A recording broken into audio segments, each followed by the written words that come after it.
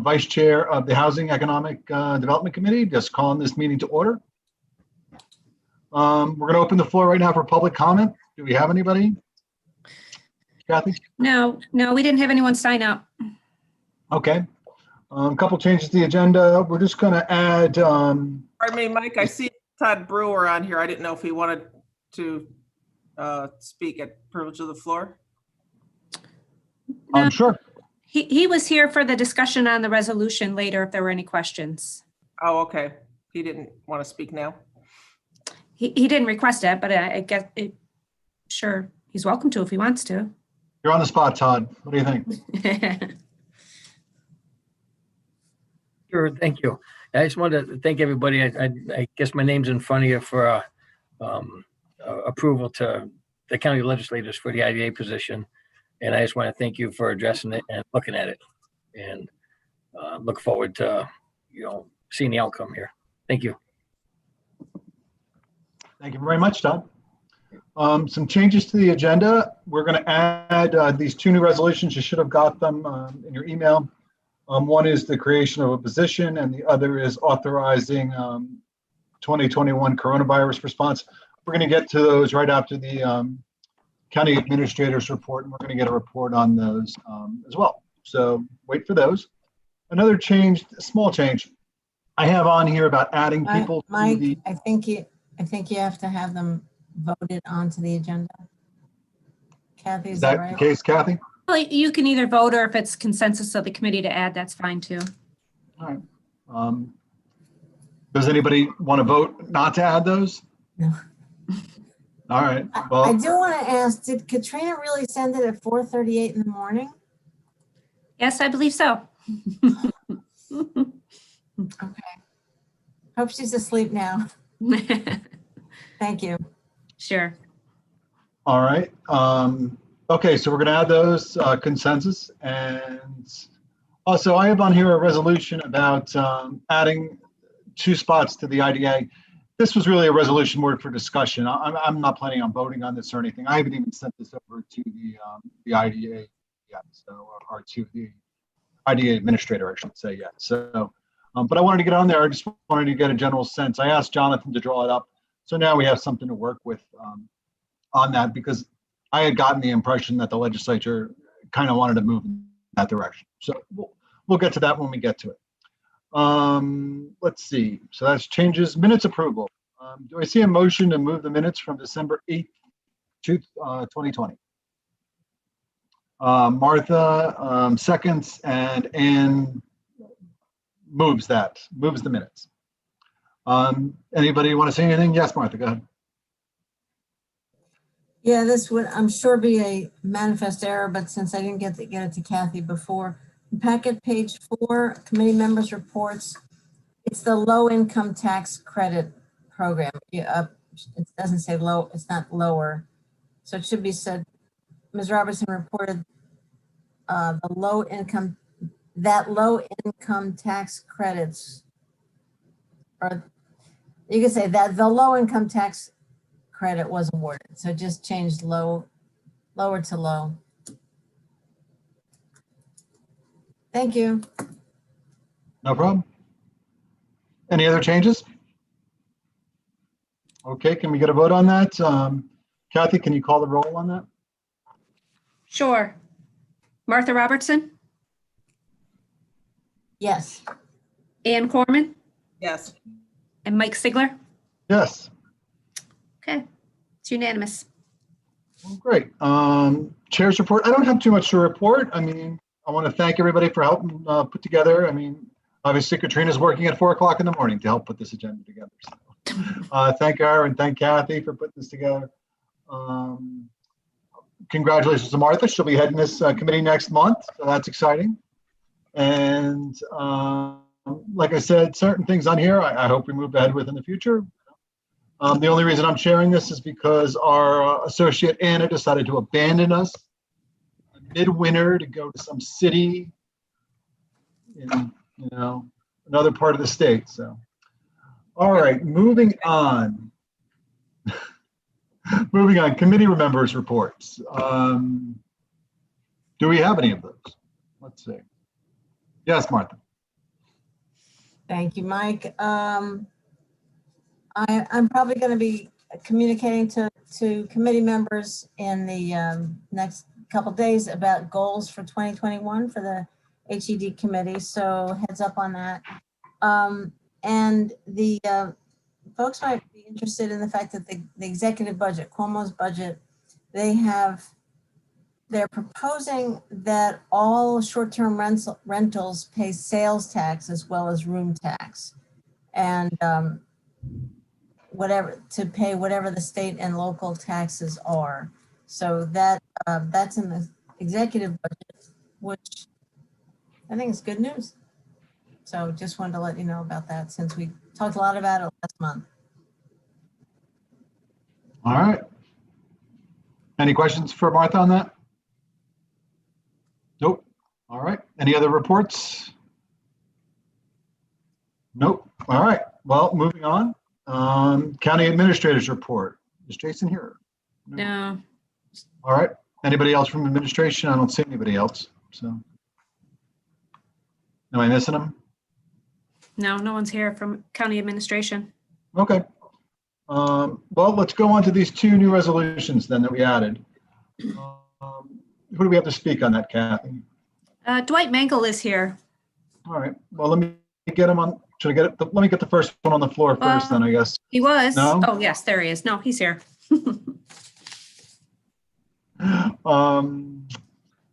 Should I get him on the floor first, Kathy? Yes, yes.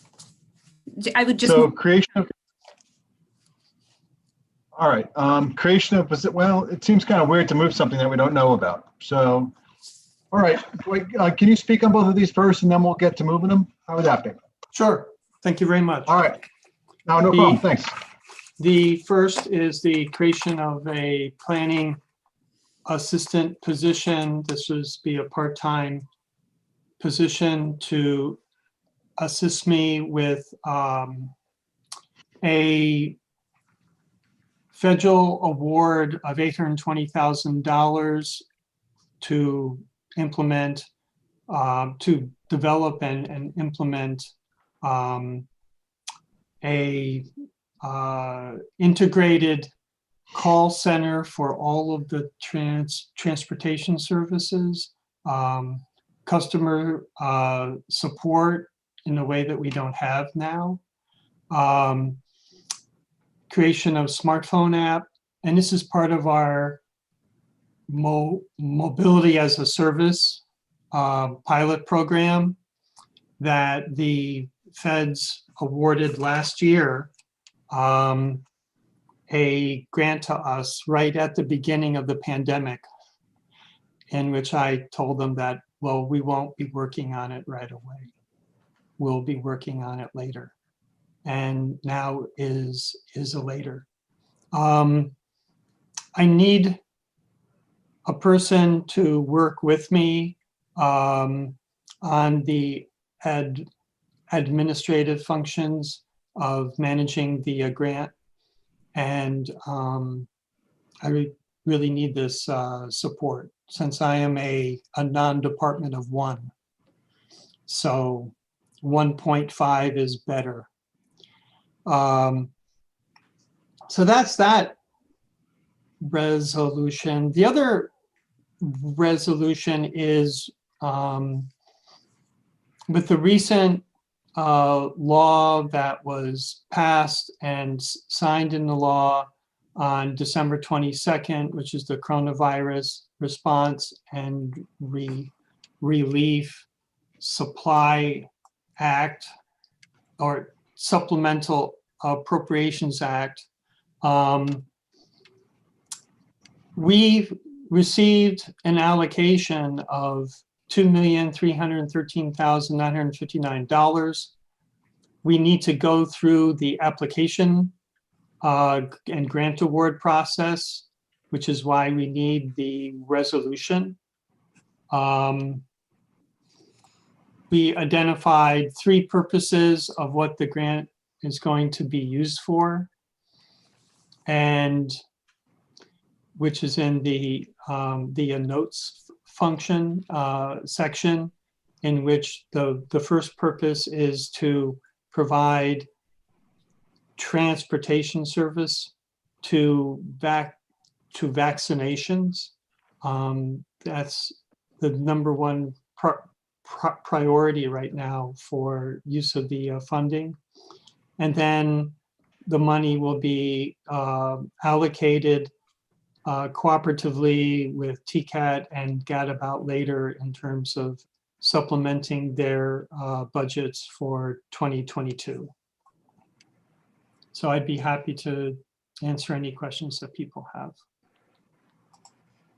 or try to. Yeah, go ahead, Martha. Go ahead. Thanks, Dwight. This is trying to read and listen at the same time. I was not up at 4:38 in the morning to read this. So, so is it that the grant funds this position? We already have an award from the grant last year that funds the position. So that's not this grant.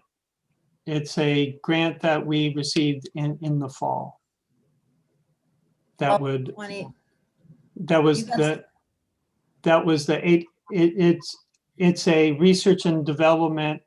It's research and demonstration grant for $820,000. That was fall of 2019, right? Well, it was applied for in 2019. It was not awarded until 2020. And then we had to apply again to get a grant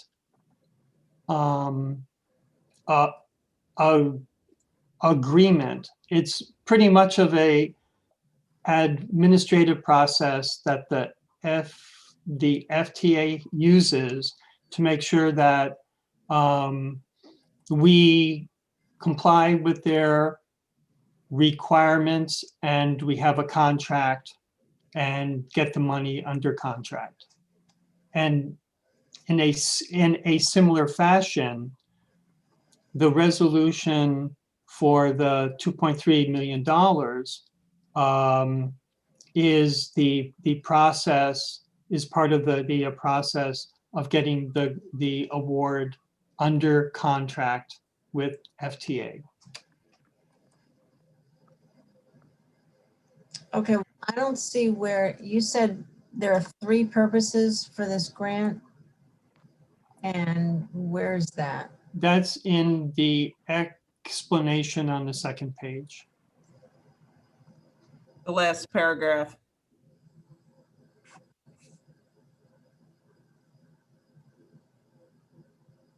Okay, all right. Okay, does that answer everything or no? I don't see the purposes. It creates a cushion for public transportation. I'm not trying to be difficult. I don't. Creates a cushion against multiple budget impacts of revenue loss, uncertainty, and emergency transportation services from the emergency. The intent is to give local governments and transportation operators flexibility. That doesn't say what the purposes are.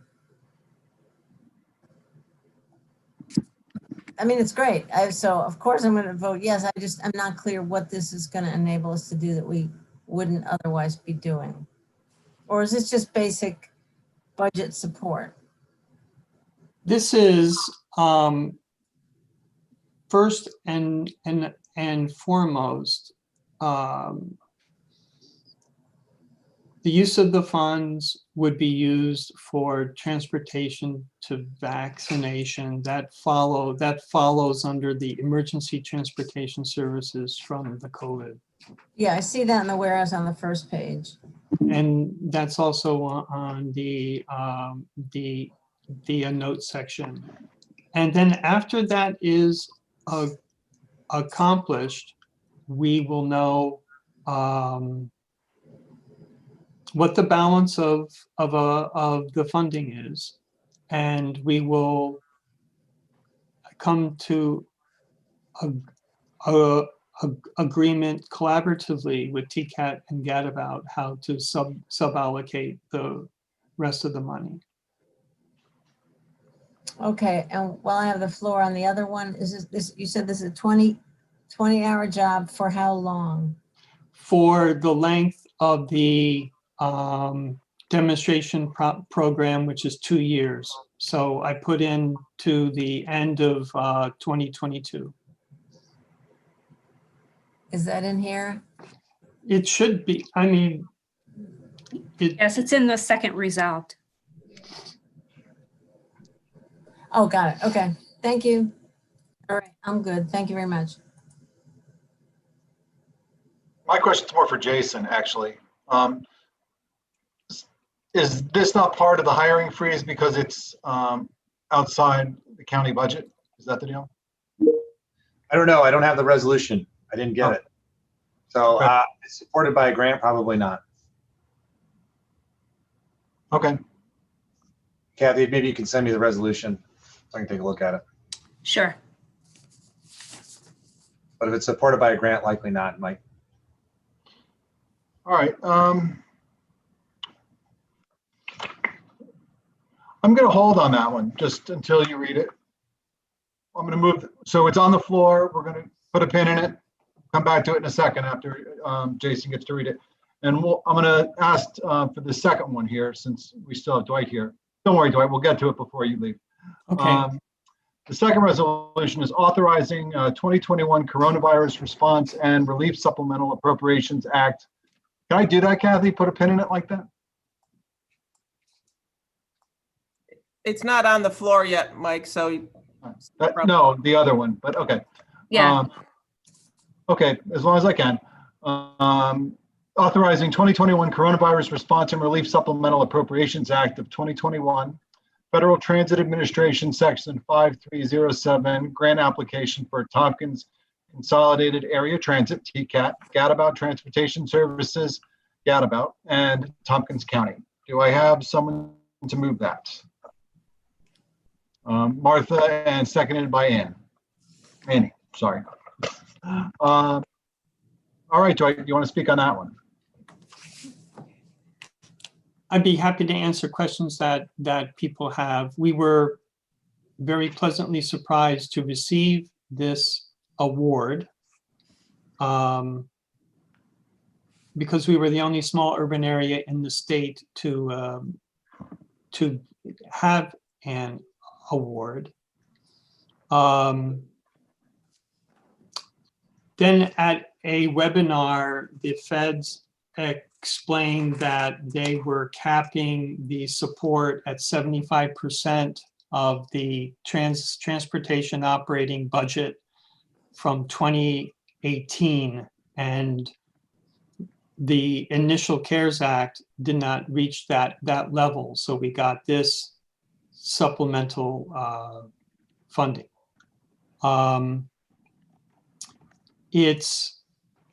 It's an award to the county to use for eligible expenses, and the Federal Transit Administration late December published regulations relating to providing transportation to vaccinations.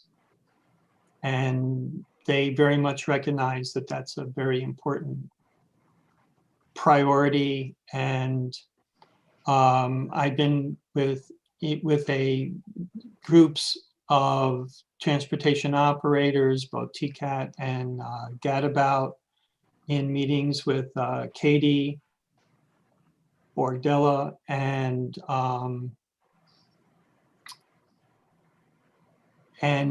Jay, and we've been working on this intensively for the past week and a half to get a program, Jay Franklin, and to get a program up and running.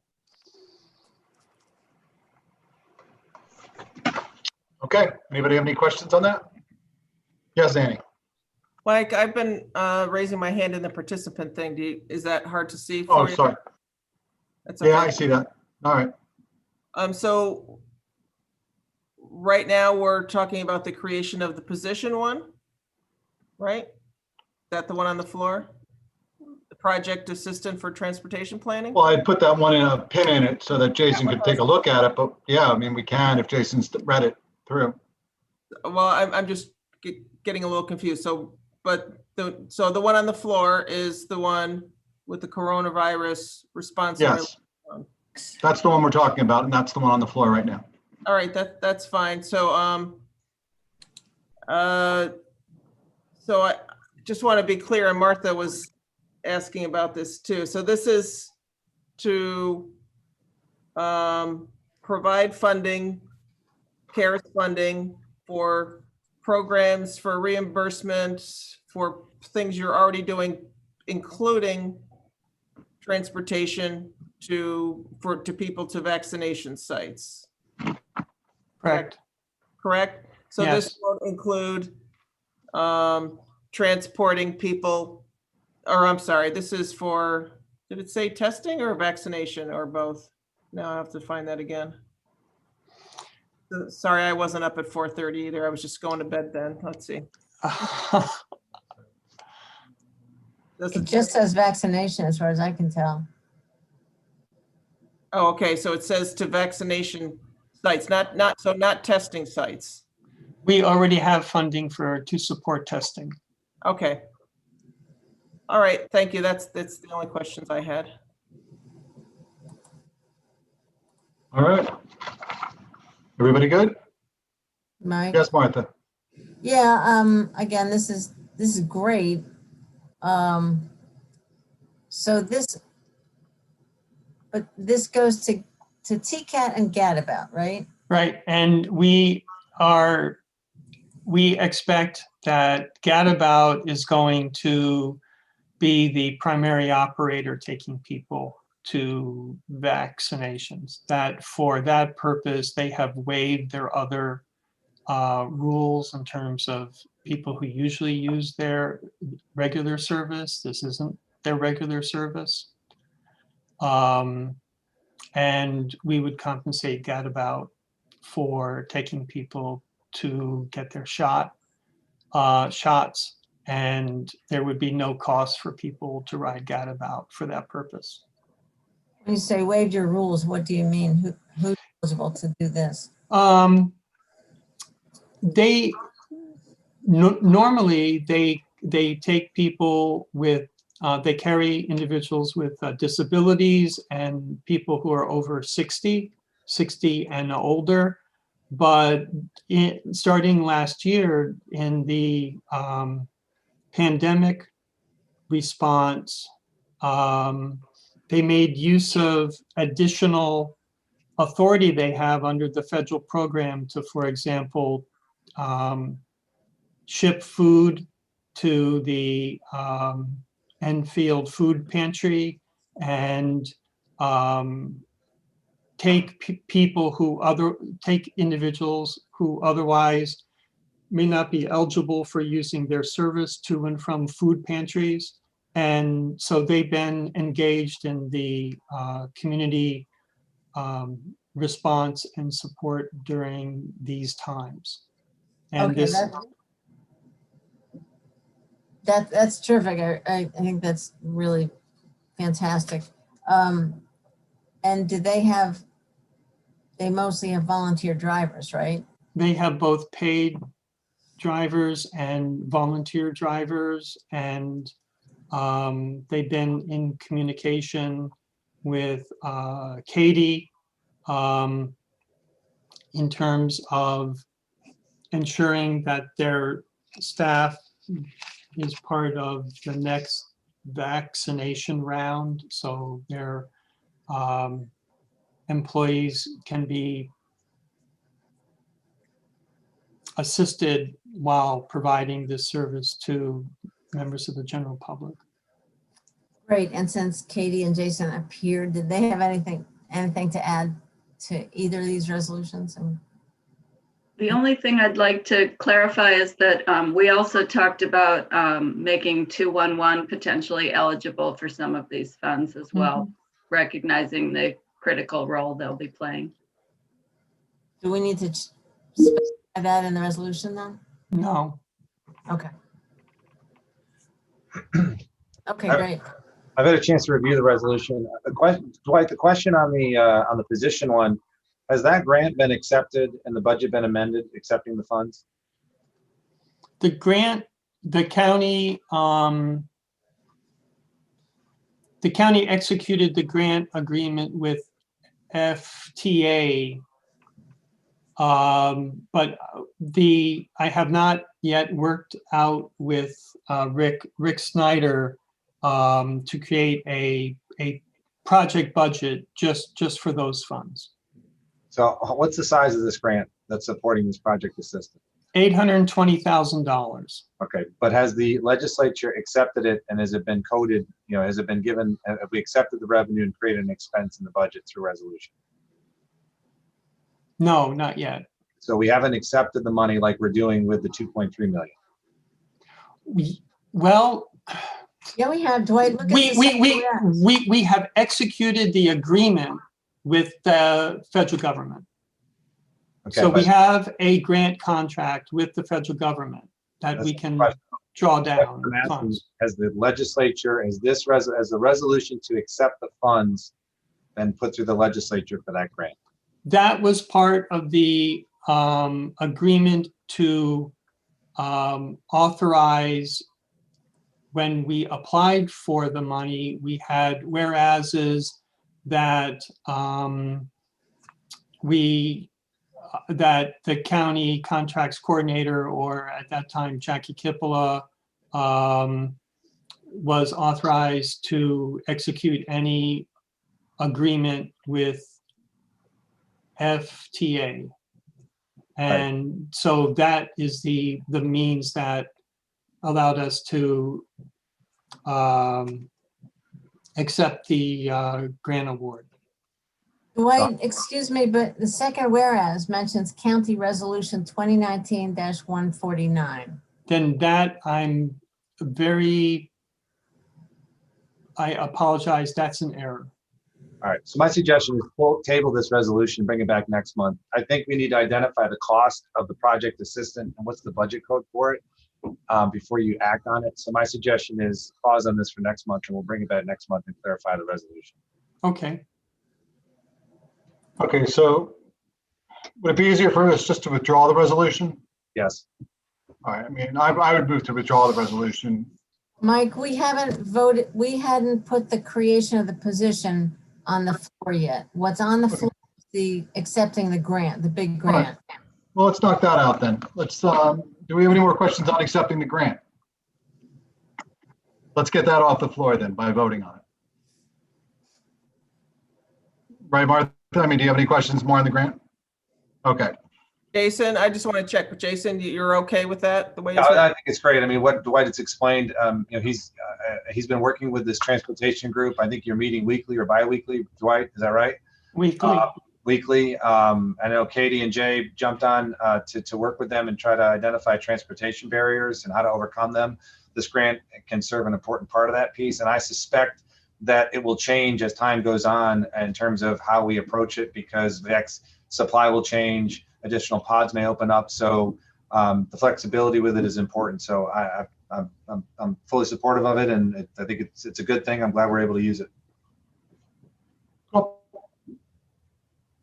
All right, Kathy, it's already on the floor and been moved. So can we take a vote? Can you call the roll on the authorizing 2021 coronavirus response and relief supplemental? Sure. Cool. Dave Koreman, Yes. Martha Robertson, Yes. Mike Sigler. Yes. That passes unanimously. And as for the other one, that didn't make it to the floor, so I'll just remove it, we'll Withdraw bring it from up. the agenda. All right, We'll fix it and bring it back. and we look forward to it next month. Okay. All right. Thank you very much. Well, thank you. All right, on to housing. So we're going to look for a COVID rental assistance program update. And for that, we go to Megan. Hi, Megan. Good morning. Hi, yeah, I won't take too much of your time. In the memo, you'll see the 2 program criteria that Homes and Community Renewal is on board with us changing. This came up because I know, I think all of you, all of us staff, both at the county and with INHS, who's administering the program, on our behalf.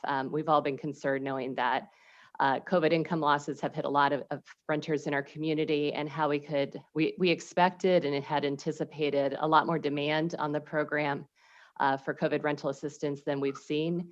And so we started looking back at any of the applications that were denied, and also people that started applications and despite INHS's best efforts, maybe didn't follow through with paperwork and kind of get to the finish line, to see how we could get more assistance out to more people faster. And so we had a conversation in December with the Homes and Community Renewal staff, and they were on board with us making 2 changes that we think will help kind of expand the positive impact of the program. And those are, one, to remove the asset cap that the program had.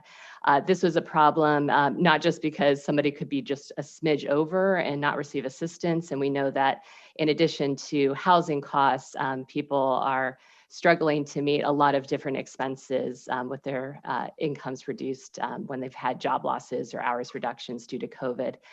The other problem with that is it required bank statements and paperwork that we were seeing caused a lot of people to kind of not follow through, not be able to kind of get all of the paperwork in. And ultimately, I think we've seen a lot of the mental stress that people are suffering from. And so that was one place where INHS anticipated that it could help them complete more applications successfully for assistance.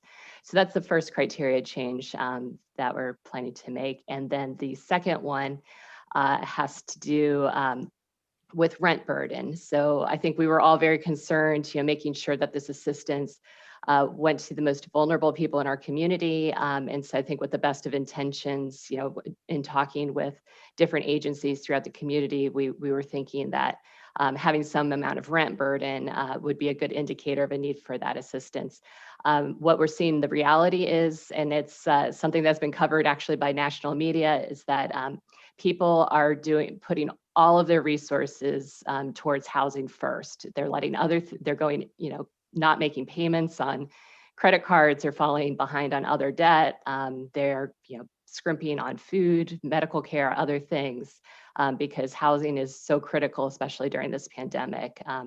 So that was another piece that it looked like could help expand the impact of the program. So those are 2 changes. I'll say that INHS is administering the program both on our behalf and in conjunction with the city of Ithaca.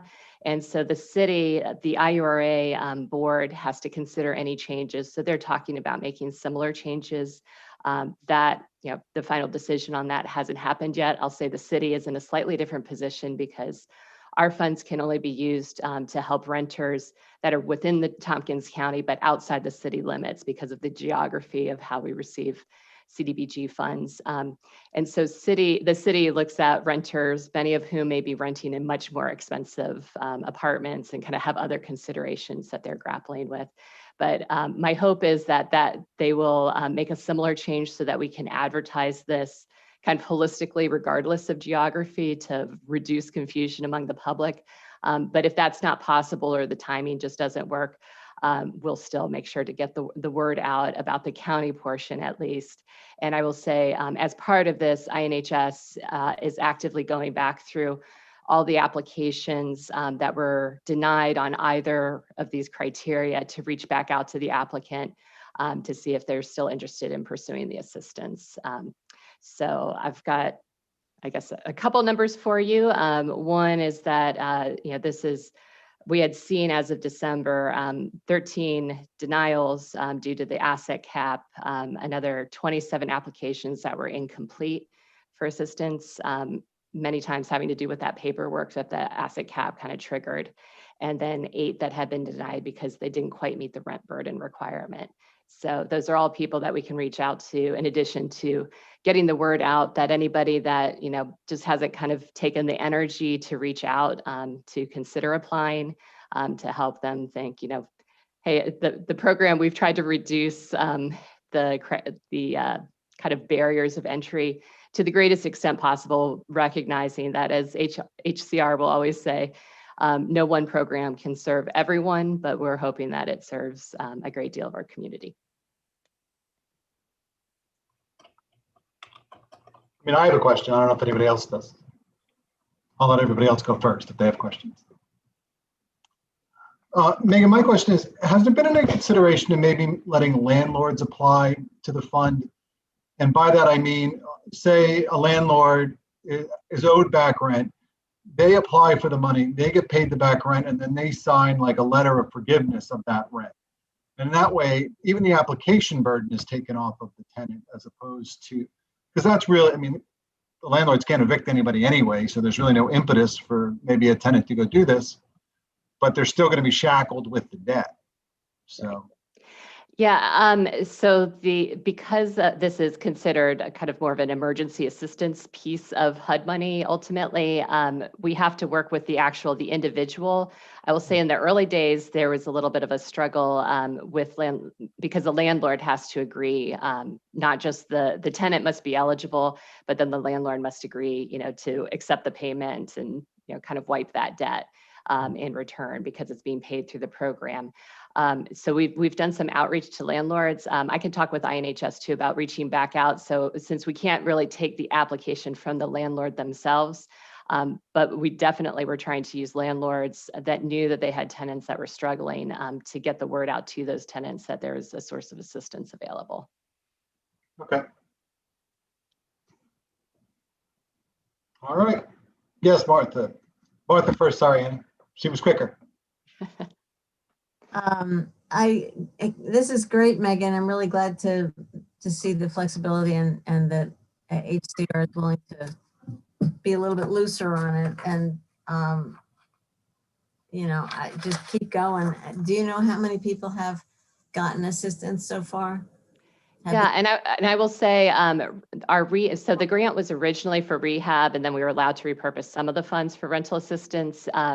So the rehab portion is also picking up. So I can give you some numbers for both pieces of the program. With rehab, we're estimating that we'd serve around 13 to 15 households. It always varies because once you get into the house, you start to figure out how expensive the project will be. So we've got 15 solid applications already, 14 of which have been processed and approved for CDBG funding, and 5 have gone all the way through to award, with a couple more expected to close in the next couple of weeks. So rehab, it looks like we're on target to spend down the grant, which is a challenge. It's ending in June, and we went most of the grant period during the pandemic not being able to work on houses. So that's terrific news. On the rental assistance side, we've had 150 applications total, with 62 denied. Again, some of those are being revisited now. And then we've got another 52 in process. We're hoping will go all the way through to award right now. And those 52 would be for about $152,000 in total. Do you think I'm sorry? Do you think you'll spend everything that you have? We're hoping, it depends in part on that application. There's also the potential as we get a little further down the road, if we see that for some reason the rental assistance need is reducing, we can work with the state to do a budget adjustment if there's a possibility of adding one more rehab project or something like that. We've also proactively said the words the state never likes to hear, which is contract extension. Normally it's not something they like to entertain, but it's something that's on their radar because of the pandemic. And so we've got an appointment scheduled, I think in late April, that if it looks like we're not on target for some reason to spend down all the funds, that they are much more amenable than they normally would be to extend our contract out a little bit. Okay, that sounds great. Really appreciate the efforts. And I guess especially if you get it settled with the IURA, that both parts of the rental assistance would be using the same criteria. Maybe Dominic can do another press release to get the word out.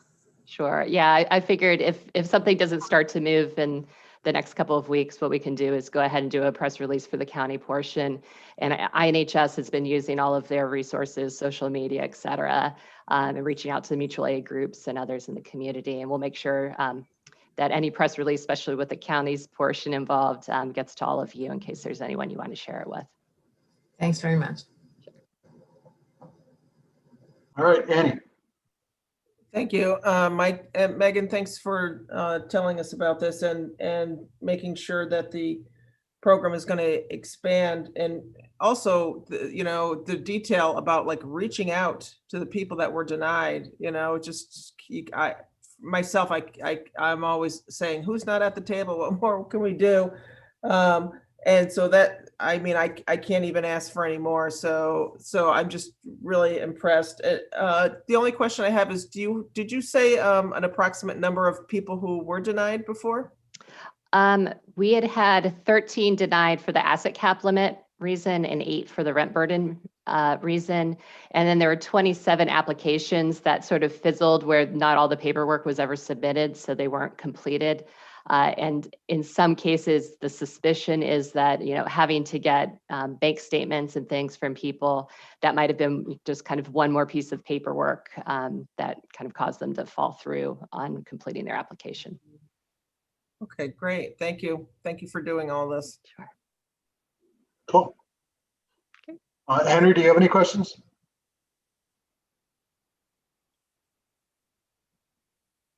Take those or no. All right, Megan, thank you very much. Thanks. No, I for do doing not. this. I'm sorry. Go ahead, Henry. No, I do not. All right.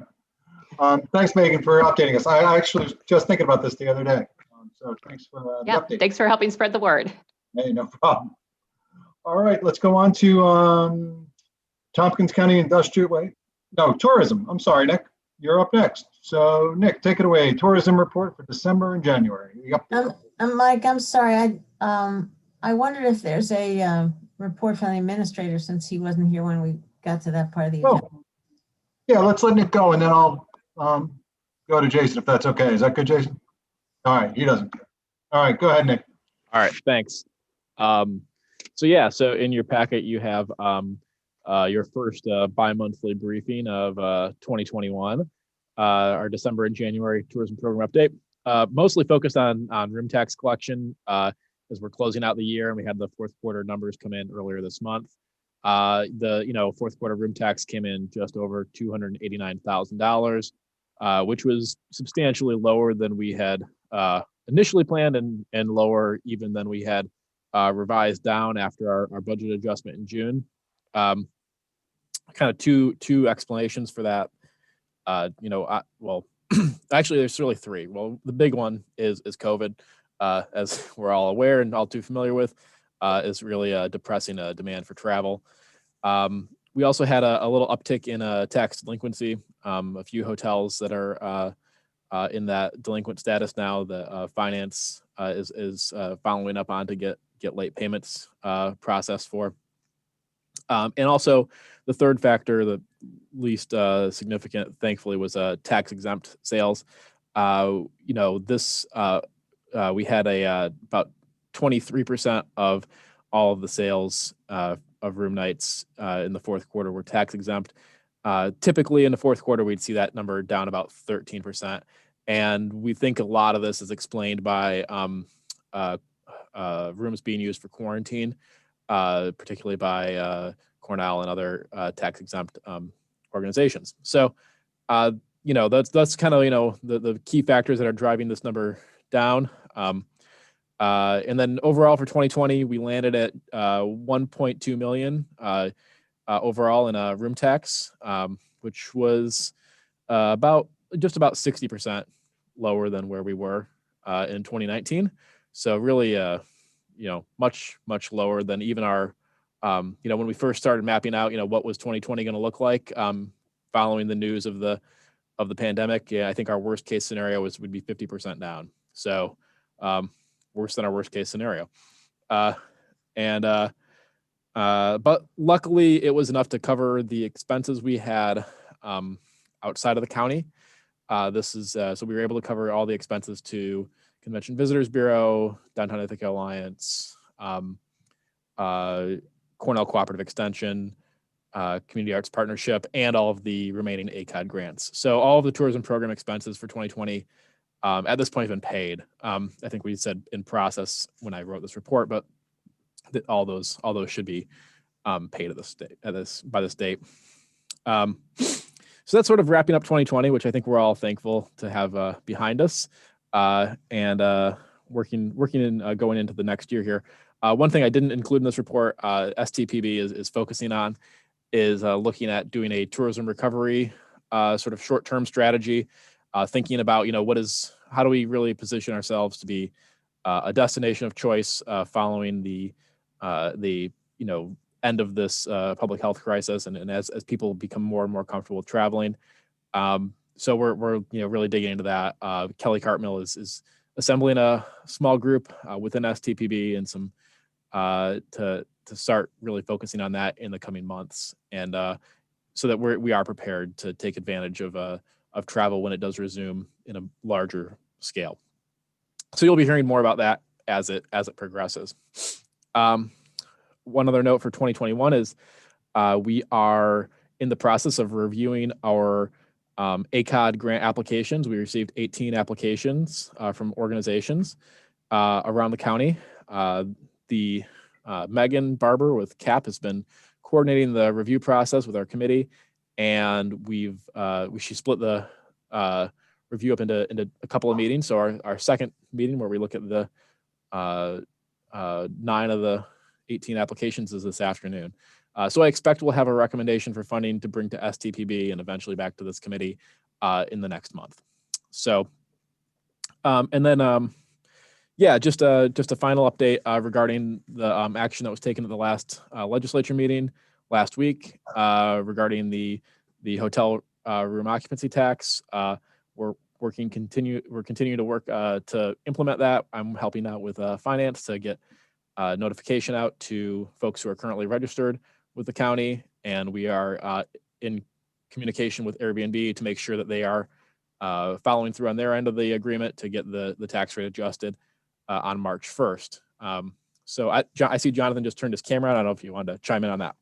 Yeah, I responded to your thing in the chat with the answer yes. I had updated Nick that, and he asked if he could report it, but it was in the chat room. And that is Airbnb says that they will collect the tax. They didn't see any reason to change the contract. I had sent them an amended contract, and they said that they really didn't see the need for that. They'll just start charging the 5% in March 1.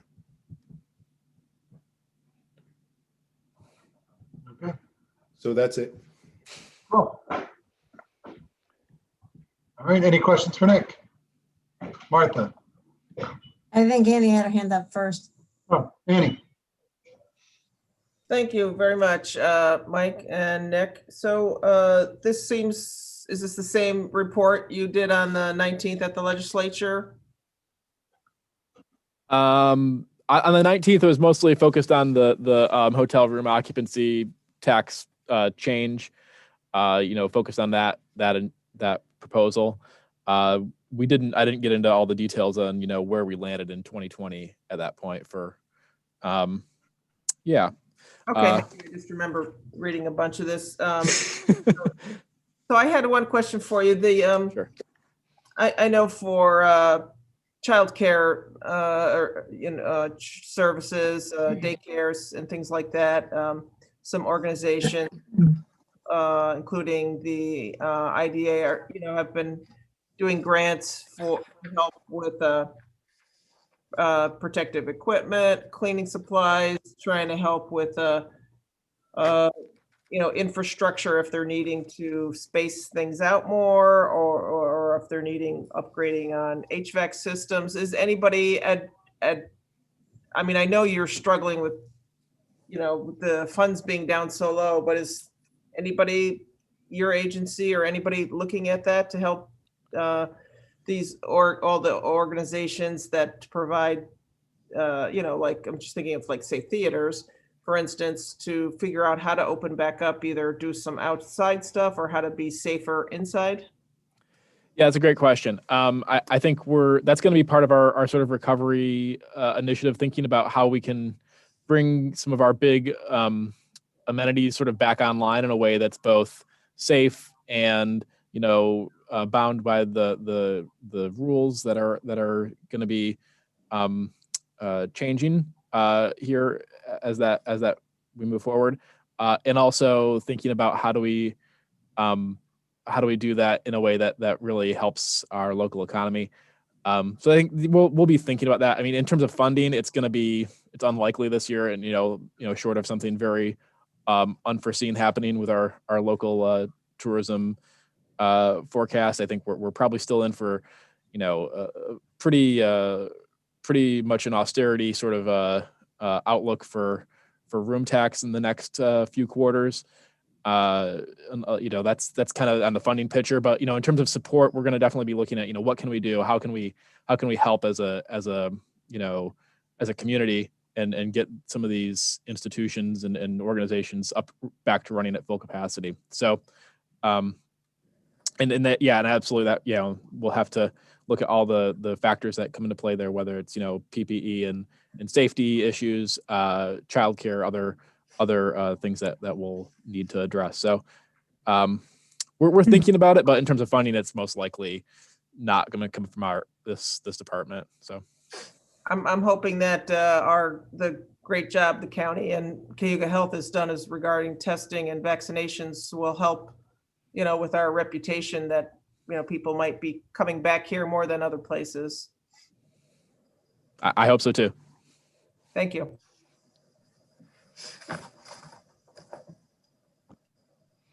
Okay, Martha, you have your hand up.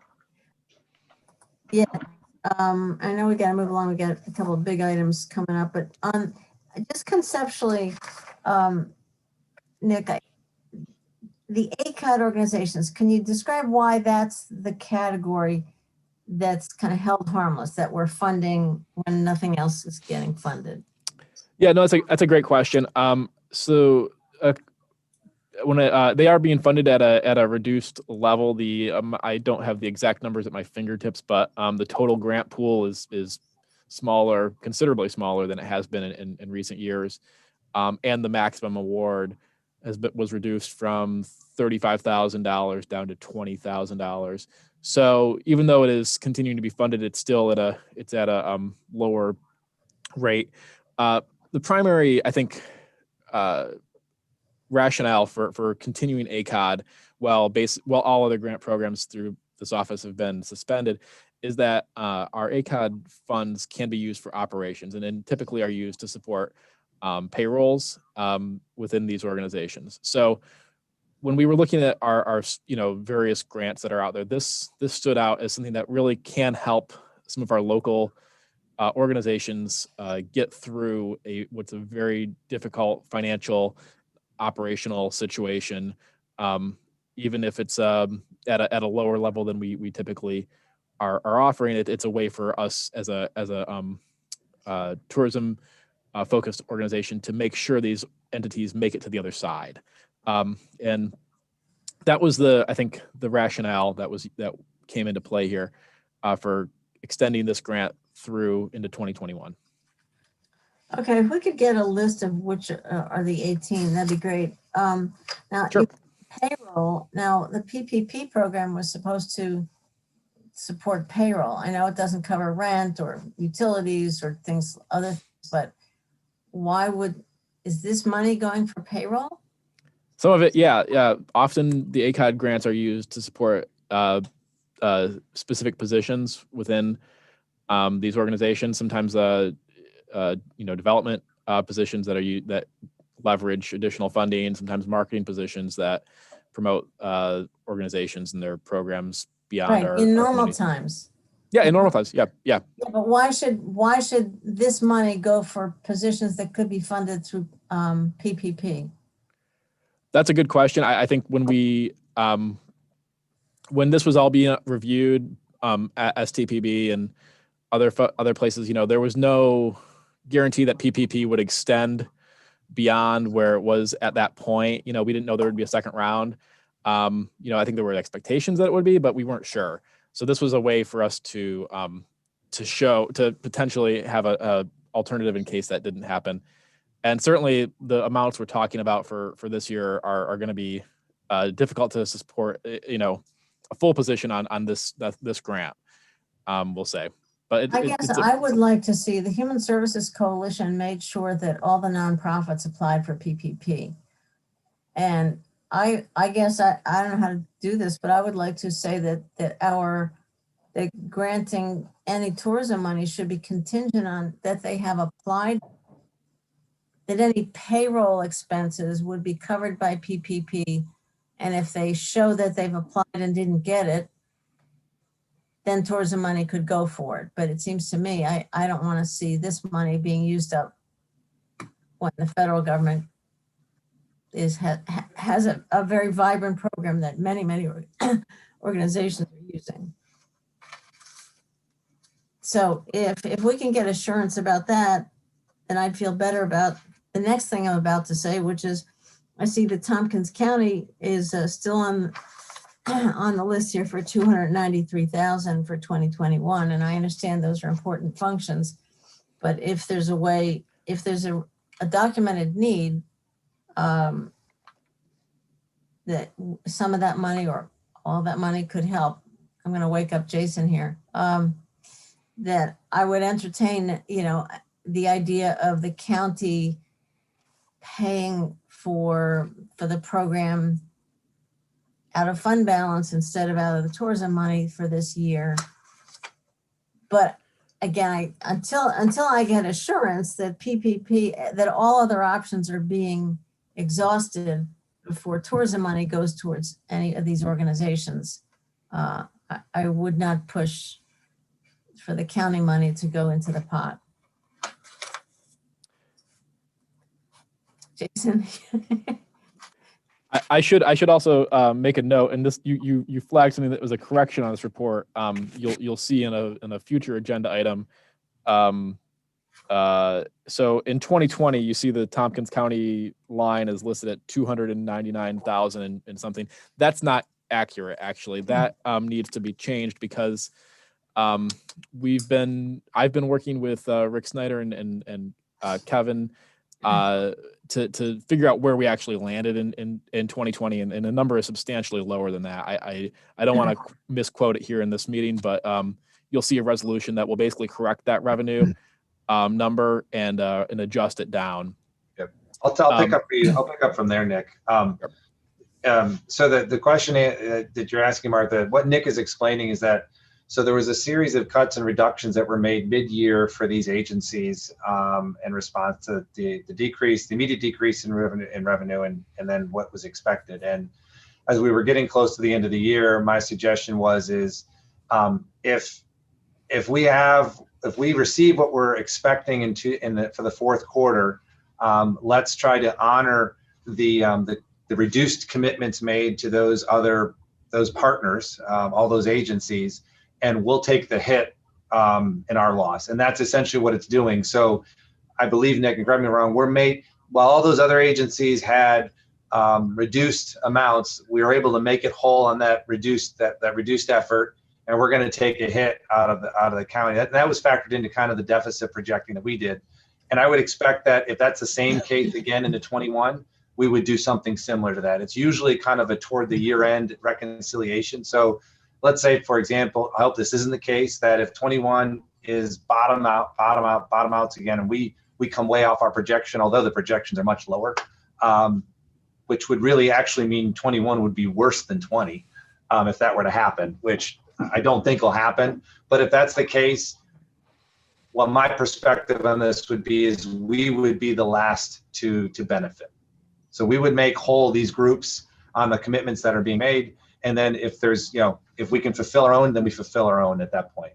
Okay. So I think that's kind of the line you were thinking with that. And I usually that's done towards the end of the year when we have, by the third quarter mark, Nick's got a pretty good understanding of projecting what we think we're going to get fourth quarter. And it's actually probably one of the few revenues we're able to update fairly currently to know where we're going to land. So I think that kind of answers your question. Yeah, that's good. I'm glad to hear that. And just to be clear, so this list of 30 organizations, a lot of these where there's been zero, those are for like specific marketing efforts or project funding or something. Right.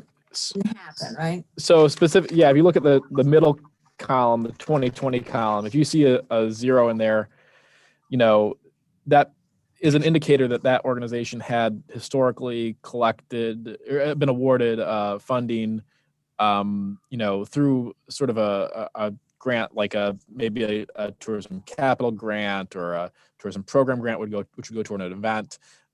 So all of those types of things were suspended in 2020. So when you see that, some of these organizations with zeros in that 2020 column, that's basically what happened there. The ones, and then for 2021, we just haven't done, the only funding that's been it's been allocated is in the budget. So these are contracts that are spelled out in the annual budget. So that's where you'll see those numbers. Okay, thanks very much. And if you just get back to us on PPP, I appreciate it. Thank you, Nick. Henry ask some questions and then we'll wrap up this part. So Henry, please. Sure, Nick. I know you you revised the budget or the anticipated budget for last year. Based on the fourth quarter this year, did you revise the 21 estimate of how much you're going to get? No, we have not revised the 2021 budget. In fact, we just got our first month of market data on December. So our room tax year runs from December 1 to November 30. So we got data for December. December is on track with where we were projecting. In fact, just a little bit ahead in terms of hotel sales. So there's no warning flags at this point for 2021. Okay. Also, do you have a sense of how much places were able to benefit from the latest federal stimulus bill that was signed that had theaters and everything else included in it? Not yet. We haven't, gotten any preliminary idea of how many people have benefited from that. I understand that both State Theater and Cinemapolis are going to be going for the, I believe it's the Save Our Stages, or there's like a shuttered venue funding that's really very specific for those types of institutions. So I don't know where they are in the process though. Okay. Last question about I know that Governor Cuomo has put in something for Airbnb for sales tax this year. Can you maybe address that or give us an opinion about that? I'll say, from speaking personally and as somebody who tracks this closely, I haven't consulted with STPB about this. I think it's a good idea to have sales tax applied to Airbnbs and short-term rentals. It's really gets to this whole notion of putting these properties that are lodging on the same playing field with other lodging that's currently established. Currently, if you are a visitor to New York, and you're looking at, staying in Ithaca or wherever, and it's $100 a night at the, hotel or $100 a night at the Airbnb. Well, you're going to save $8 a night by going to the Airbnb because you're not paying sales tax, and that's also a hit to our local governments. So, that's my outlook on it, is that we've got basically a loophole right now, and we need to address that, because the way Airbnb and other online marketplaces for lodging are working is they're able to that's really a way for them to undercut competition, frankly. But it is based on a law in New York State that they don't have to pay sales tax? Yeah, there's some squirrely exemption in our sales tax law that allows, things that are supposedly vacation rentals to be exempt from sales tax. And how would it be collected? By Airbnb or by us? I haven't seen the details of that yet. I'm not sure yet. Okay, thank you. I'm done. All right, thanks, Henry. Anyone else? All right, Nick, thank you very much. Thank you. All right, we're going to move now to the County Administrator's Report. Jason, take it away. My main part was that the resolution that Nick just mentioned will be coming forward probably next month, that kind of does the budget amendment. So you'll see there's several departments that get revenue from room tax because they help administer contracts or receive revenue. The treasurer's office, the contracts out of my office, the attorney, and then there's unallocated revenue, and then there's also DPS gets a certain amount of revenue from it. And what we've done is we made those agencies whole, and then the remaining portion of revenue, which does not fulfill the budget amounts, we just amended those budgets down to meet whatever revenue is remaining. So that'll be coming forward. When I shared that approach with the members from STBB, they were thankful and appreciative of this approach, and it just seemed to make sense. It makes sense from my perspective that they already had some serious reductions, and the only way we would reduce them further is if projections came in really low for fourth quarter and they had to be reduced because we just weren't going to receive the revenue to meet those obligations. But that's not the case. So that was really my primary update of what's coming. I sent the legislature an update last night, kind of what's going on around the county in general, but that's all I have. So, Kathy. Mike, as a follow-up to that, I think that resolution has been prepared and it's targeted for GO next week. Okay. And then the legislature following that. So. Okay, so it looks like it'll move before we even get to it. So here, it's a budget amendment, yeah. Okay. It's in GO. Okay. Should it go to this committee as well? It should really go to budget because it's a budget amendment. It doesn't really need. I'll talk to Kevin, who's probably submitted. I'll ask him why. Yeah. Him and I spoke about it, and that was, okay. I hadn't seen the resolution, but that was the decision we made. But it can be changed too. All right. So it's in the works. Yeah. All right. I'm okay with it going to budget. So if you do it in the next 3 days, fine. We'll get it there. We'll get in front of the legislature. It's a cleanup item, really. So it'll get in front of the ledge. Well, it impacts most of the departments reporting to GO was. That's right. Yeah, that's probably why Kevin submitted that way. All right, I'll talk with him about it. I'll get with you offline, Kathy. Okay. If that's where we want it. That's fine. As long as it makes it to the legislature, it's fine. That's the only thing I really had to update. Sorry about that confusion. Annie, go ahead. I just had one quick question for Jason. How do you like my new mug? Good. I like it a lot. It's a good one. It's a good mug. That made me remember. I don't know why, but just on that part about the room tax, that's not the room tax, the sales tax on Airbnb. So that actually is somewhat. I'm glad if it goes to that mechanism, it would be channeled through the state and it then be remitted back to us, unlike the room tax, which is something that's remitted directly to us. So it would be collected like any other sales tax, which is good because the short-term rentals are kind of this nuanced bit, and the hotel tax, we have to administer. So it would be nice that we don't have to administer it, to be collected through the state. They'd be paid to the state and collected through the state. And you would also get all of the short-term rental, different entities that do short-term rentals, not just Airbnb, which right now we're only really getting Airbnb through the room tax. Is that good? That's all I have. All right. Thank you, Jason. Moving on to the Tompkins County Industrial Development Agency. We have a resolution, appointments to the Industrial Development Agency and Tompkins County Development Corporation Board of Directors. Do I have somebody moving that? Annie. And a second. Martha. Any discussion on this? Martha? Yeah, I see my little hand here is not blue. It's this pale little white thing and it doesn't show up. So that's why I'm doing this. I see it.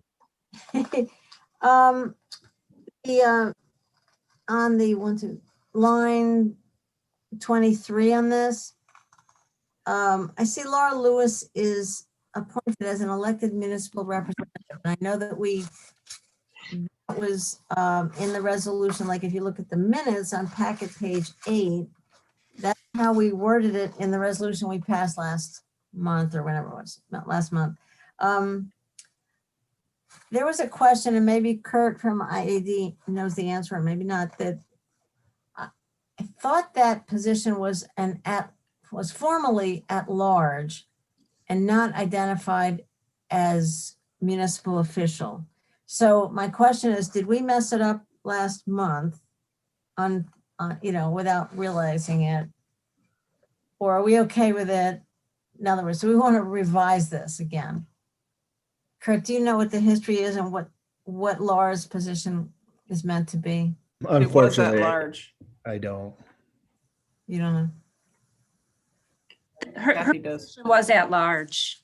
There were 2 at-large positions on IDA. And when that resolution was approved by the legislature, it was changed 1 at-large and 1 elected official. And we didn't talk about that at all. We just, it blew by everybody. So that Yeah, might I have didn't been a pick up on it mistake. until I prepared this resolution for today. That's when I realized that change. So I don't know if we want to have to go back. That resolution, you would have to amend that resolution later. So for today's action, we should leave it as it is. Yeah, Okay, that's my recommendation. okay. Can we change that later when it goes to, when would we change that? When it goes to the legislature? Well, you would need to have a resolution that amends the membership again. So it would take additional. Oh, right. Okay, right. Legislature. Because this is just appointing the people. Right. To the slots that we already named. So this Right. was- yeah. I think that's a good point, Martha, that I think we missed that. And I don't know if that was an intention, because that's a change that we should have talked about. Yeah, don't credit me. Kathy's the brains on this. Thank you, Kathy. So I guess would, like, next month, if we brought a resolution, we could maybe in one resolution change this designation and re-identify Laura as the as one of the at-large people. I think they'd probably have to be 2 separate actions. Because the resolution for appointing IDA members has to be filed with the Secretary of State. Okay, all right. I guess first agenda item for the next HCD committee, right? All right, thank you, Kathy. Sure. All right, Kathy, it looks like we're ready to vote. If you could call the roll on this, that would be great. Okay. Henry Granison, No. Ann Koreman, I just want to clarify, and just if I can go back and ask a question. Oh, I'm sorry. Yeah, go ahead. So this is just on appointing the people to the IDA, correct. what we're voting on now. Okay. Yes. Yeah, I vote yes. Martha Robertson, Yes, Mike Sigler, Yes. there are 3 ayes, 1 no. Resolution passes. All right. So moving on. Thank you very much. And moving on to, and welcome, Todd, to the IDA. This will, not yet, obviously, when the legislature votes on it, but congratulations on moving through committee. So, Great. Thank you, Mike. Thank you, everybody. no problem. This next one, I asked Jonathan to write up. So it's requesting that the state legislature amend Tompkins County's allotted industrial development agency members from 7 to 9. I'm going to send this over to Heather to see what she thinks about it and get the IDA, the administrator's thoughts on this. So this was really more of a topic of discussion as opposed to something we were going to vote on today. But now you have it in front of you. Please take your time to look over it, see what you think. I got the general sense. I mean, Henry wanted another slot for school districts. Mike Lane thought that we could just do this. I'm not of that mind. I think we actually do have to ask the state to do it. More importantly, that was Jonathan Wood's a judgment, and I trust his judgment on that. So that's why I asked him to do this. So, I mean, if you guys want to talk about this today, great. If you don't, take your time, look over it, and we can have the discussion if Martha so chooses at one of the next meetings. So thoughts, go ahead, Annie. Thank you. So I know some people spoke about this before at, I guess, the legislature. I did not. I'm against this. I think this waters down the labor position that we just installed by adding 2 more members to the IDA. And then it looks like, you know, if we do it for just adding 2 legislators, then that puts back a legislative majority on it, which I would oppose also. But especially for, you know, in my eye, watering down the labor position that we just put on there. So thank you. Anybody else? Okay, Henry and then Martha. We can wrap it up quick after that. Yeah, I'm not sure what my position is on this, because I wanted, and that's why I voted against the appointments in the last resolution, because I wanted a school district position and not 3 legislators put on the IDA. And so I know this would in fact probably get a school district position, but like Ann said, it would also weaken the other positions with the voting, that we'd put 4 legislators back on it. So I'm not sure, but you know, I'm going to think about it. Thanks. Fair enough. Thanks, Henry. Martha? I'll just say, yeah, I'm not sure either. So I look forward to the IDA talking about it, I guess. And fair enough. I hear all your arguments. Like I said, this was just something that I didn't want people thinking that we blew it off. You know, it was an idea presented that seemed to have some legs, but like Annie said, I thought of that too, that, you know, it does water it down. So good, something for discussion later on after people read over it. Yeah, no, I'm glad you did that. Thank you. No problem. All right, moving forward. Let's see, Ithaca Area Economic Development. Yes, the IAED reports, monthly report. Do we have anybody here for? We do not. Yeah, I'm here, Mike. Oh, there you are. I'm sorry. I'm serving as Heather McDaniel today. Right, Yes. well, you know, we could put the little mask on you. Or Yeah, with a mask, you wouldn't be able to tell. Well, thanks for having us. You have obviously the monthly report in front of you. I was asked just to call attention to a couple exciting 2021 projects. That is the Business Accelerator that's targeted for the old Chainworks building. Chuck Schwerin, Director of Business Services, is in charge of that. We're actually in the final edits of an RFP to be sent out to develop an advanced manufacturing training program. Essentially, working with a state level consultant to create and implement that plan first quarter of 2022, which is trying to meet the needs of our manufacturers around here, saying that the talent base isn't exactly what they want. So that's moving forward right now. And then broadband. I think that might be at the end of this year, one of the banned words, because it is such an important and vital element to where we're at right now. And we are moving forward on the grant that we've got, and actually evaluating different partnership options to essentially get the biggest bang for the buck, since we don't get a lot of opportunities to lay these dark fiber lines down. So those are kind of the big 3 exciting ones. As far as public recognition and press, Heather wanted me to say that 2 recent pressers went out, one covering our 2020 accomplishments. It was a difficult year for a lot of folks, but IAED stepped up and really did very well. That went out recently. And then the other big news is the childcare grants are being deployed right now. So I think we upped the balance on that. It's over $100,000 going to 3 different entities to, you know, continue to meet that childcare need, which is so important for our workforce. So those are things I was asked to bring to your attention, and then I'll just open it up for any questions if you have any. Hi, Martha. Hey, Kurt. The accelerator would be going to the Chainworks building? Yes. Well, I don't know exactly what stage of development that's at, but certainly it's targeted for a portion of that building, yes. Okay, that's exciting. Something going on up there. Right. Well, you know, it's a big ship to turn, so it's not going to happen tomorrow, but it is. There's some life for sure. Okay. All right, thanks very much. Annie. Hi, Kurt. Thanks for the update. Yeah.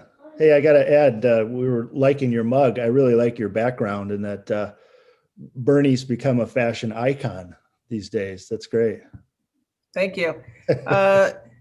And so, no, I did not produce a new mug. I ordered stickers that you Oh. could get to put on a current mug. So,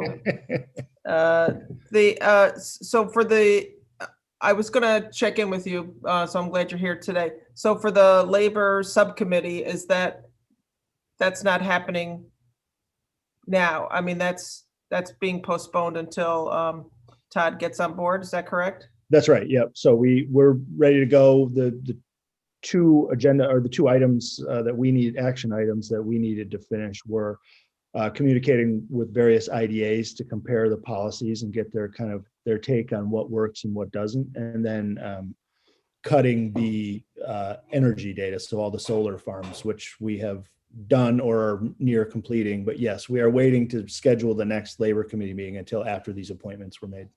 Okay, great. I was telling Todd about all the great work that you're doing and trying to collate all that data. So thank you, Kurt, for doing that. Yeah, and actually on that, I'm cutting the art house data as well at the request of George McGonigal as well. So we've got a lot of great data. I spoke to Todd this week, and we're certainly excited to have him on board and to get that perspective. It's really exciting, to collect data. Sounds so boring, but when you get to go back to it and use it to inform your decisions, it plays to the statistician in my heart.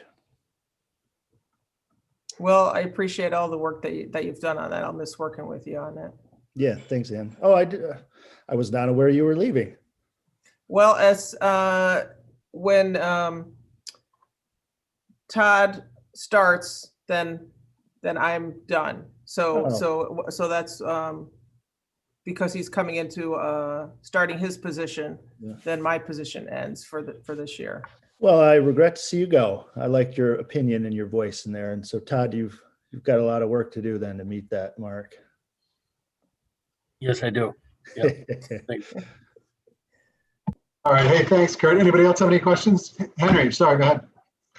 Yes, Kurt, thanks for the report. I know when George McGonigal was at the last legislative meeting, we talked about how he came with the 30% number for local labor use on some of the city projects, and he said that he worked with you. Is there any is that true? I mean, not is that true? But do you have any more to say about that 30% number? So you were breaking up just a little bit, but if I understand it, are you referring to the actual 30%, or we were considering setting a threshold at roughly a third? Well, yeah, George was talking about considering a threshold at 30%. But we were asking him where he got that number from, and he referenced you. And I'm just wondering whether is that what you found in terms of what local labor can handle, or? Well, I'll start by saying that we're actually looking at a much higher mark. That's not been decided, and that is certainly the decision of the committee. But I'm not going to be able to conjure exactly which project it is, but we've seen roughly on the projects that use less local labor, it's roughly at a third. We have also seen those that do employ local workers be up near the 2/3 mark and even over that. So we certainly have our eyes set on the higher bar at present, but I'd of course be happy to share that data with any of you upon request. I don't want to conjure any numbers that might be inaccurate here. Okay, yeah, if you could share those numbers with us, with me at least, that would be great. Just going forward. Yeah. So I'll have two notes on that. I'll have the art house data cut by Monday for George in advance of the 3 February meeting. And then I'll have a bigger document that really outlines everything that we've seen as far as I've gone and actually evaluating the data by the time the labor committee meets next, which I expect would be sometime in mid to late February. So a nice summary report within a month. Okay, thanks. Yeah. Else? Nobody. Thank you, Kurt. Hey, thanks for having me. Nice to see you all. Thanks.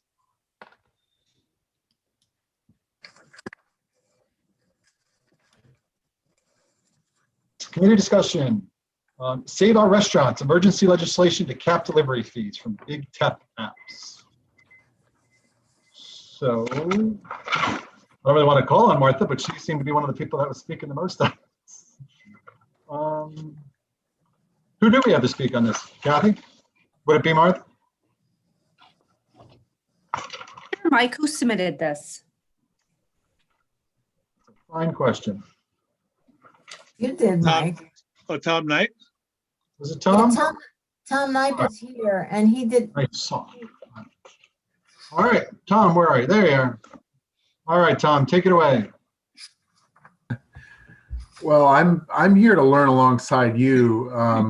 You know, we did a survey back in November. I shared the results with the committee members, trying to look into this issue. We'd heard from a couple of restaurants that they were concerned about the rate that some of the larger national sort of big tech apps, as you call them here, the rate that they were charging. So we dug into it a little bit. We discovered that local communities do have the legal authority to place caps upon those delivery fees. We found the law that New York City had passed.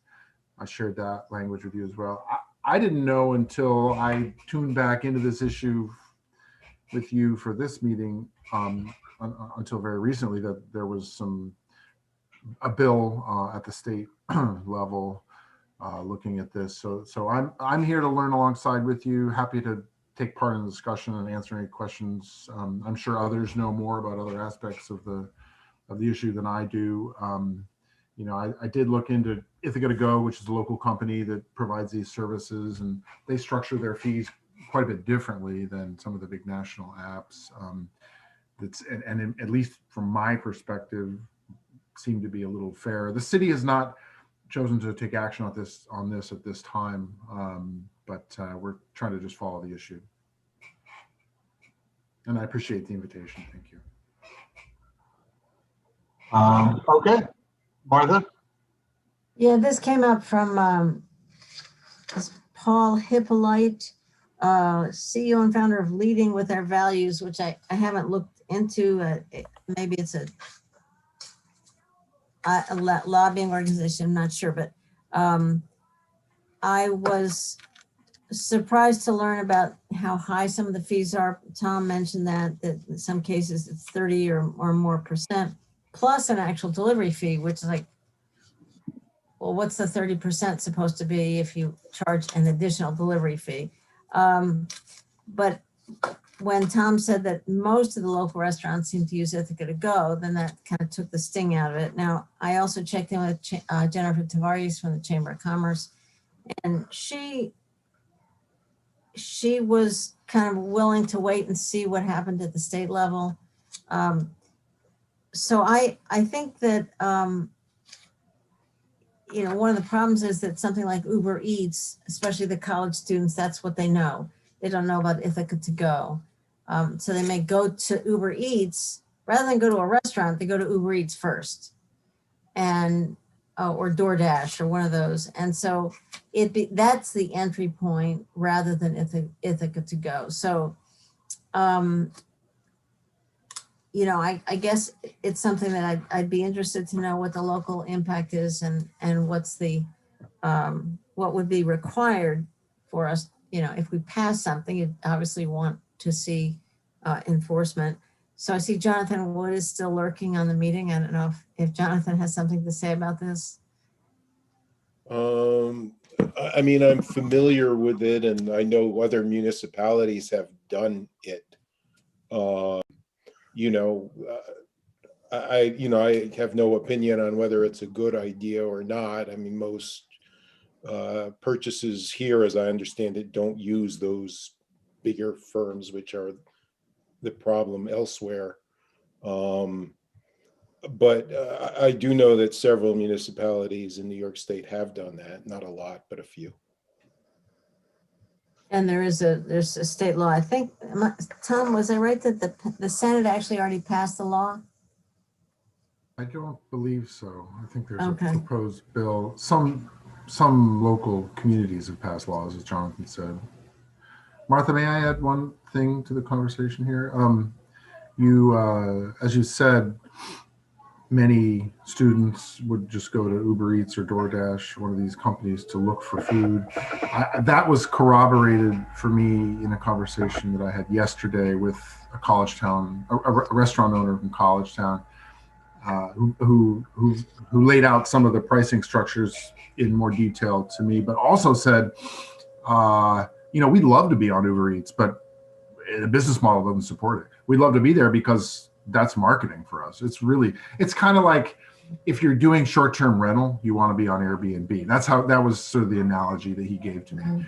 But they can't afford to do it because the pricing structure is such that they lose money on every order that they serve through Uber Eats or some of those apps. So, during the pandemic, when folks they want to do more delivery to support their operation, but they really can't. A lot of them are, those that do choose to use those apps, or some of them are likely doing it, and taking a negative profit on those orders, but at least having some cash flow. So it's a complex, challenging issue, but I wanted to add that nuance to the discussion. They'd like to be there if they could, but a lot of them doesn't make financial sense. Thanks, Tom. Go ahead, Henry. Yes, and so part of the logic is that during the pandemic, the rates would be lowered, not after the pandemic ends. That's how New York City did it. They time limited it. Yeah. Okay, and Jonathan, do we know how many counties have enacted this resolution? I had looked when I first saw this. I don't know if it's any counties. It's generally cities. Did Westchester do it? I don't think the county did it. I'm not sure. I did know at the time, but I haven't.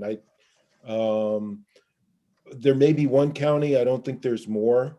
One of the interesting things is where it's generally been adopted over the country is generally in urban areas. And one might have to look at the difference between its effect in urban areas versus, more rural counties. And I do think, by the way, with the pandemic, I think the issue is that, once the pandemic is over, it's believed that restaurants will be in better bargaining position than they are during the pandemic, where they're more reliant on, orders, with these services. But no, I don't recall, but looking at it nationally, it's mostly urban areas. And I believe one county, it may have been Monroe, which did it here. Yeah, isn't Cortland County also looking at, didn't that what Mike Lane sent us about Cortland County? Yeah.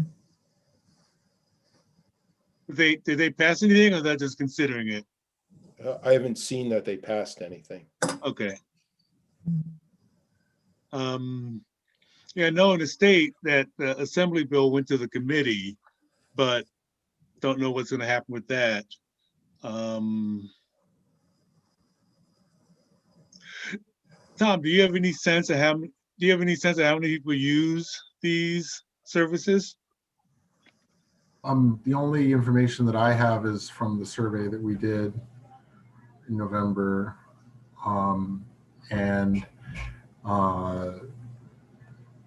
Off the top, it seems like a majority are doing delivery. Back in November, the portion of total sales that were made up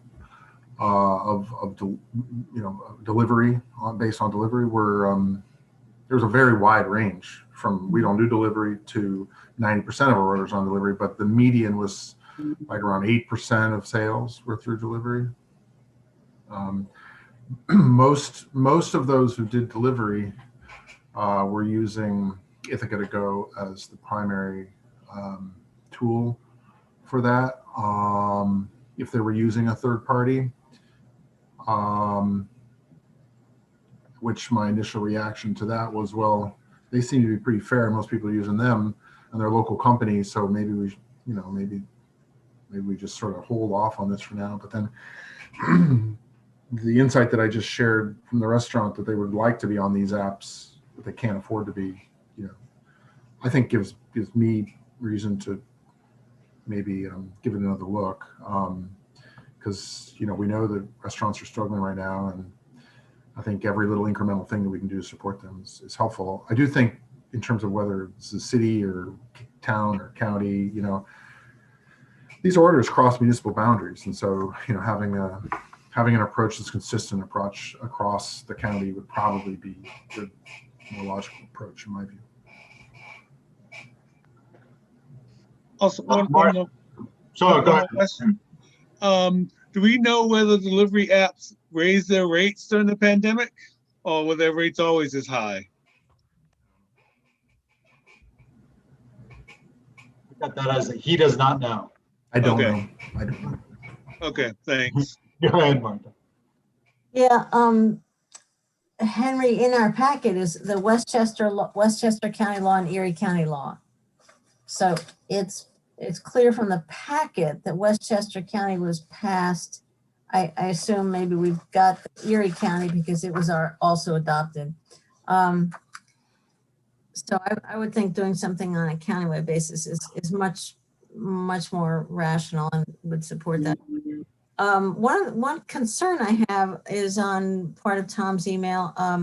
Two respondents expressed, I guess these are restaurants, two respondents expressed a desire to make sure that any cap would not be so low as to prevent the delivery companies to continue to operate profitably without lessening service. And there's a concern that in fact, the drivers would get less. So I don't think that's our goal at all. If the driver kind of gets the leftover, or maybe even it has to depend solely on tips, then that would be counterproductive from my point of view. But I think this is something we should look at. Obviously not vote on now. We don't have anything to vote on here, but I'll continue to talk to Jennifer Tavares and see if we can get some more information too. Yeah, I also wonder about the pass-through aspect, that the companies just charge the delivery the customer more. Right. I'll wrap up with saying that I'm against this now, and I'd probably be against it later. I don't really see how you can cap a business like that. I don't even see why cap them and not anybody else. I guess I have a real problem with even kind of looking at a cap, just for the simple fact that it's kind of like Tom said, certain companies will say, yes, that's worth it to me, and will buy the service. Other companies won't. And if enough companies say, listen, Uber, we're not buying your service because you're too expensive, then Ubers would presumably lower the price of that service because they would, I assume, want to be in a college town. Also, I mean, these prices are, I would argue for transparency, like, hey, listen, you should know what you're paying for. I mean, if the restaurants really want to bury that 30% into the cost of their steak, for example, and make a $10 steak a $13 steak, I guess they can do that. I wouldn't do that. I'd say, no, the steak is $10, the delivery fee is another $3, and now there's another delivery fee on top of that. A lot of people, I think, would blanch at that. I would, but other people may not. Maybe that's worth it to them. So for me, I get what everybody's saying, but there's delivery fees and everything. I mean, that's how you choose who you're going to buy from and who you're going to, why is Uber Eats more than Ithaca to go? Well, part of it might be marketing. They have a larger overhead. I don't know. Like some companies say, Uber Eats is really good for marketing. That's where a lot of these college students go. It's a valuable resource. I don't know what that value is. I don't know if it's really 30% of whatever the cost is, but clearly they've got a pricing schedule, and agree with it or not, it's their schedule. And I don't see how we as a government can actually kind of go in and tell them what that pricing schedule should be. So that's just my 2 cents on it. All right. Yes, Andy. Yeah, I just wanted to say that some of it's already been said, and I was listening, intently, because I'm thinking about, how do we support the gig economy workers? Because this came up before, as people mentioned with Uber. We want to make sure that, if this is a new type of job, a new type of industry, that those people aren't getting gouged, and that they're able to get a decent pay, but yet the restaurants aren't getting, I don't know, it's not the right word, gouge, but if the restaurants are paying 30% of the regular price to delivery, that's not sustainable either. So I think it's a discussion we can keep having. I don't know where I stand on this right now. Thank you. Mike?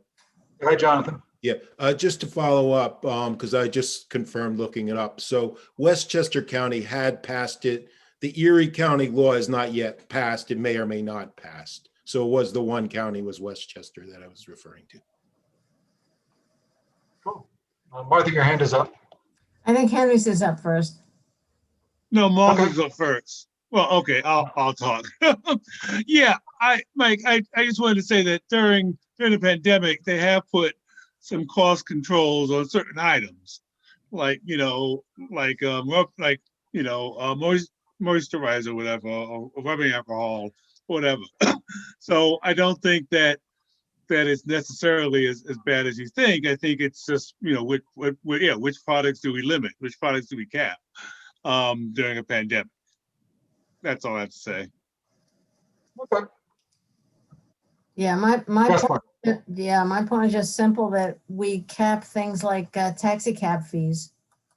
We set the taxi cab fees in the county. So there's a whole range, and certainly, as Henry just said, during a pandemic, during an emergency, there's more call to do such a thing. So we want to encourage people to stay safe, and restaurants not to go under. So, I mean, obviously it looks like we're going to talk about it some more. All right. Is that it? That looks like it. All right. So this was for information only, the budget adjustment and transfer. So I'll just point it out so that you guys, if you didn't see it, it's right there at the bottom. But that's it for the meeting.